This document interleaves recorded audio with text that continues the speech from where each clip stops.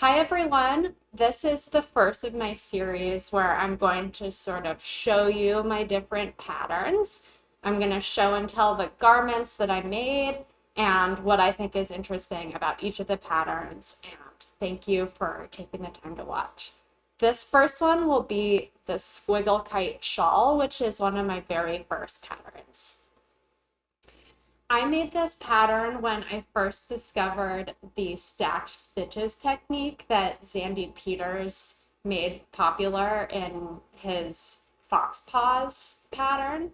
I love this squiggle, but I love the idea of it as sort of a trim element on the edge. So I'm just going to step back. This is the Squiggle Kite Shawl.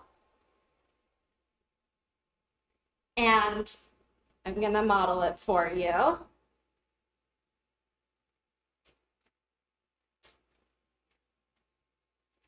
So this shawl has the squiggles, which are also known as the stack stitches that I was just talking about.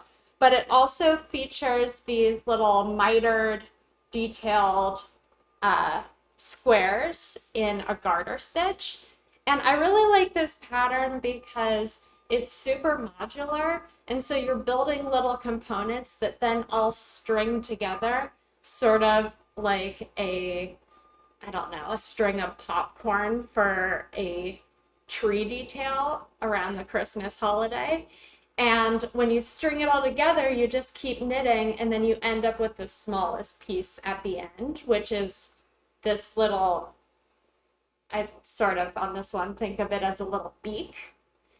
I also like the idea of starting at the outside and moving in, because I've knit some other shawls in my past, like the Exploration Station by Stephen West. And I started on the inside and worked my way out. And as I got further and further out, I was sort of like, whoa, this is so much knitting. Whereas here you're starting with the bulk of the knitting and you're working your way in. I also like this pattern because it's basically a great stash buster, and you can play with color really easily, and the way that it wears is very cohesive, I feel. So it sort of has like a bandana vibe, like you're a bandit, but also has the fun stack stitches. I have one more colorway that I made it in because I had so much fun making that first neutrally one, that I then wanted to explore a version with more color. So here's my more colorful version, and I'll do a little try on.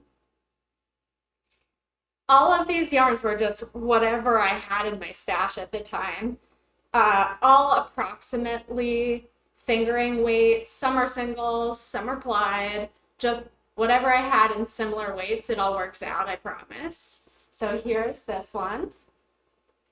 I loved this electric blue as the stacked stitch squiggles on the side. And there she is. I hope that you'll consider making this shawl. It's really a fun one for me, and a good way to use up some really colorful, fun yarns you may have in your stash. And thanks for listening. I hope you'll join me on my other videos where we will go through details of my other patterns.